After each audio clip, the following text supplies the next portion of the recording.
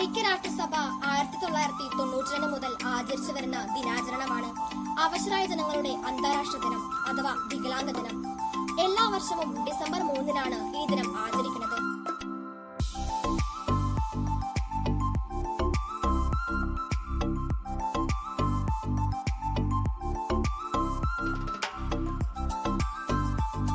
ലോക പ്രശസ്തനായ ശാസ്ത്രജ്ഞനാണ് സ്റ്റീഫൻ ഹോക്കിംഗ്.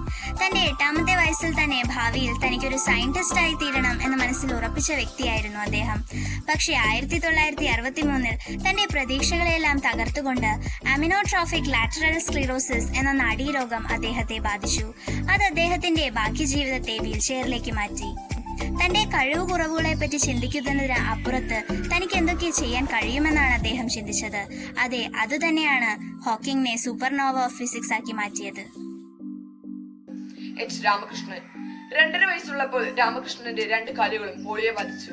ഒരു സാധാരണ സ്കൂളിൽ പ്രവേശനം നിഷേധിക്കപ്പെട്ടതു മുതൽ അദ്ദേഹത്തിന്റെ വൈകല്യം മൂലം ജോലി നിരസിക്കുന്നതുവരെ അദ്ദേഹത്തിന്റെ ജീവിതത്തിലെ ഓരോ ഘട്ടങ്ങളും കഷ്ടപ്പാടുകൾ നിറഞ്ഞതായിരുന്നു.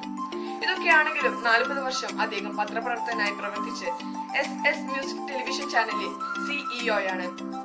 ഒരു സംഗീതജ്ഞനും കൂടിയാണ് അദ്ദേഹം. അദ്ദേഹത്തിന്റെ കഴിവുകൾ ഓരോ പ്ലാറ്റ്ഫോമിലും അദ്ദേഹം പ്രദർശിപ്പിച്ചിട്ടുണ്ട്. നൃത്തത്തെ ജീവിതമായി കണ്ടെത്തുന്ന പഠനത്തിൽ ബഹുപടിക്കുകയായിരുന്നിട്ടും നൃത്തത്തിന് വേണ്ടി ഉണ്ണാതെയും ഉറങ്ങാതെയും പരിശീലിച്ചവർ.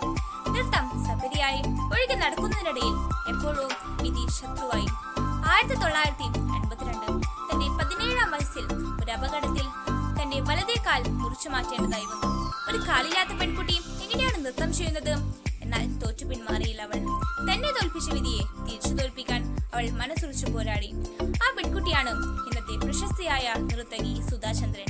മയൂരി ഒരൊറ്റ ചിത്രത്തിലൂടെ സ്വന്തം ജീവിതകഥ അവതരിപ്പിച്ചുകൊണ്ട് സിനിമാ ലോകത്തിലേക്ക് കടന്നു വന്ന ധീരയായ വനിത. 26ാമത്തെ വയസ്സിൽ എവറസ്റ്റ് കീഴടക്കിയ അരുണിമ സിൻഹയെ വ്യത്യസ്തയാക്കുന്നത് കൃത്രിമ കാലുകൾ ഉപയോഗിച്ച് ഈ നേട്ടം കൈവരിച്ച ആദ്യ വനിത എന്ന നിലയിലാണ്. ഒരു ട്രെയിൻ യാത്രക്കിടയിൽ നടന്ന അപകടത്തിൽ അരുണിമ സിൻഹയ്ക്ക് തന്റെ ഇടതുകാൽ നഷ്ടപ്പെട്ടു.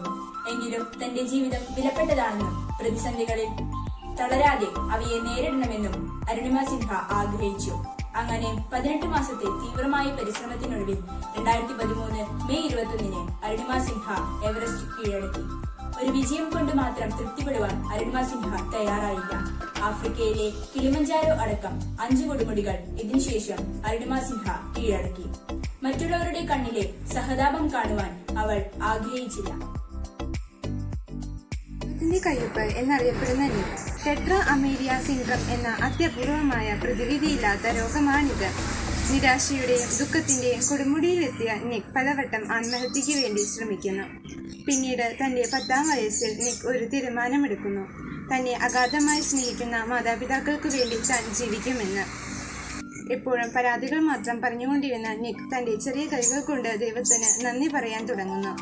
ജീവിതം എത്ര സുന്ദരമാണെന്ന് നിക് തിരിച്ചറിയുന്നു. ഇന്ന് അദ്ദേഹം പല വേദികളിലും മോട്ടിവേഷൻ സ്പീക്കറായി സംസാരിക്കുന്നു. നിരാശയിൽ നിന്നും ജീവിതത്തിലേക്ക് കരകയറ്റാൻ സാധിക്കുന്ന നിരവധി പുസ്തകങ്ങൾ അദ്ദേഹം എഴുതിയിട്ടുണ്ട്.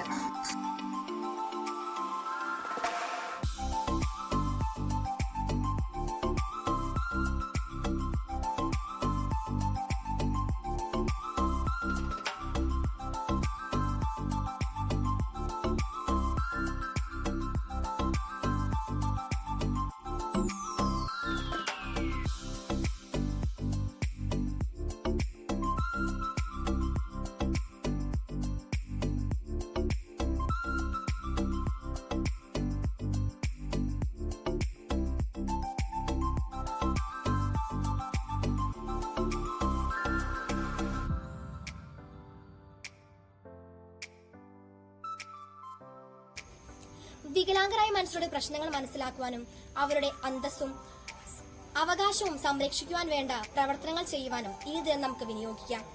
നന്ദി.